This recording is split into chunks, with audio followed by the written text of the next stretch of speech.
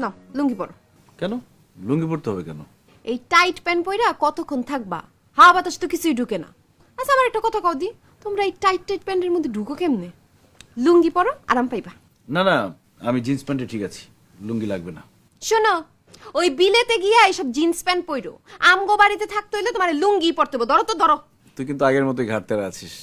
মনে আছে ছোটবেলায় আমরা জামাই বউ খেলতাম, তুই সবকিছু নিয়ে ঘাটতেরামি করতি। হ মনে আছে রাজু ভাই, তোমার মনে আছে একবার যে আমরা জামাই বউ খেলতে খেলতে আমি দুষ্টামি করে তোমার গালে একটা কান করে কামড় দিয়ে দিছি, আর তুমি ওয়া ওয়া করে কানতে কানতে ফুপুর কাছে গিয়ে বিচার দিছো। শুধু সেটা না, তারপর আমি মামির কাছে বিচার দেওয়ার পর মামি যে তোকে ঝাড়ু দিয়ে পিটাইছিল, সেটা তোর মনে আছে? থাক আর হাইসা না, দাঁত খুইলা পড়ে যাবো।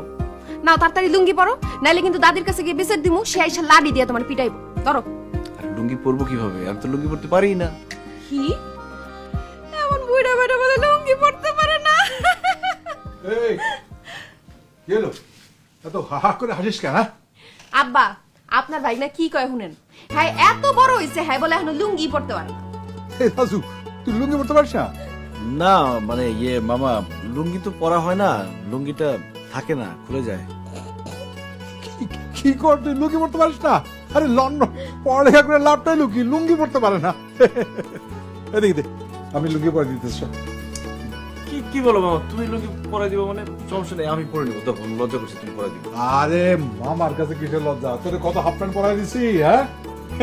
শোন, প্রথম মুসলমান হইলো, প্রথম লুঙ্গি তো আমি পরাইছি। ধর ধর, আমি ডাকটা ধর, দেখ দেখ আমি পরাই দিই, কোনো অসুবিধা নাই। হ্যাঁ আমি পরে নিতাম। ধর রাখ। এই যে মাথার উপর দিয়া দিয়ে তারপরে দেখি ধর ধর। এই মামা জোনাকে কিন্তু ফাজলাম করতেছে। এই, যাইতে বলো তো। এই, এই, যা। আজ যাইতেছি আমার দেখার সুখ।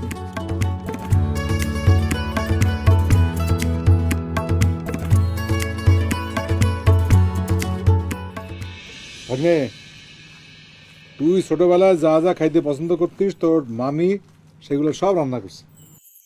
আজকে মামা ভাগ্নে দুজনে পেট ভরে খামো। বিসমিল্লাহ বলে শুরু কর।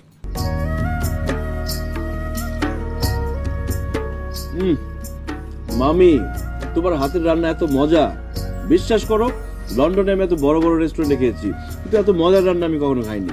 কি যে কও রাজু, আমি তো ঠিক মতো মশলাই দিতে পারি নাই। আরে আরো মশলা লাগতো, ওগুলি খুঁজেই পাইলাম না। ওই মশলাগুলি যদি দিতাম তাহলে রান্ধনটা আরো মজা হইতো। আর মজার দরকার নেই মামি, এমনিতে যে মজা হয়েছে আমার তো মনে হচ্ছে খেতে খেতে আমার পেট ফেটে যাবে। থাক রাজু, অত খাইস না, শেষে পেট খারাপ করবো। ফুপু পেট খারাপ হলে কোনো সমস্যা নাই, চিন্তা করো না। আমগো